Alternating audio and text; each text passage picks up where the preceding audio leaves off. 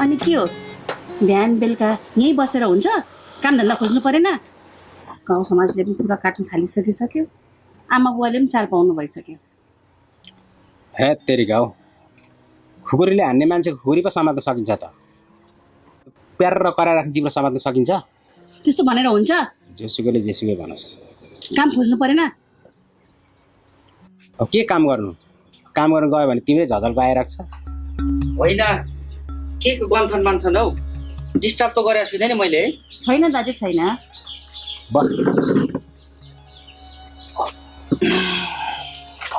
दाजु होइन दाजु आज त निकै निराश देख्नुहुन्छ त के भयो अब के हुनु नि यो बुढीको घरमा चाहिँ कहिल्यै बस्नु नआउने रहेछ है अन्त बिजोग भएको छ यहाँ अहिले मलाई होइन हौ तेरो त सबै कुरा ठिक थियो त हौ फेरि एक्कासी के भयो खुकुरीको धार अचनालाई मात्रै थाहा हुन्छ दाइ मनमा पिर कति लागेको छ नि मलाई मात्रै थाहा छ ठुली तिम्रोमा रक्सी कति छ सबै लिएर आऊ त आज चाहिँ म खान्छु होइन दाइ त्यति धेरै खाएर हुँदैन नि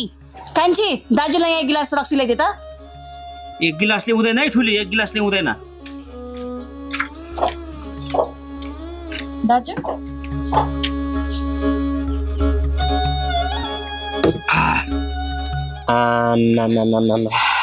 यसलाई त निकै तिर्खा लागेको रहेछ हौ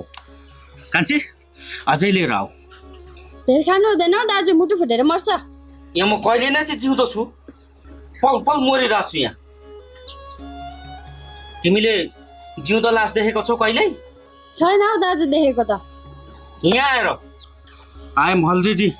लाइफ डेथ जाऊ कान्छी एक गिलास लिएर आऊ फेरि होइन हौ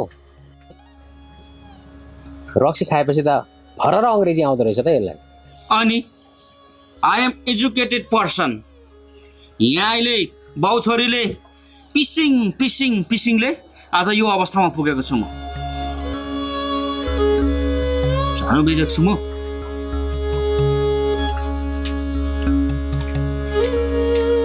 दाजु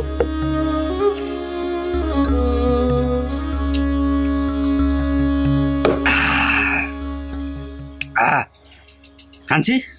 अझै लिएर आऊ छैन दाजु सक्यो धेरै खानु हुँदैन भने यसले पनि मलाई धोका मान्छेले त धोका दियो अब रक्सीले पनि धोका दिनु थाल्यो जिन्दगीमा अब केही गर्न नसकिनु भयो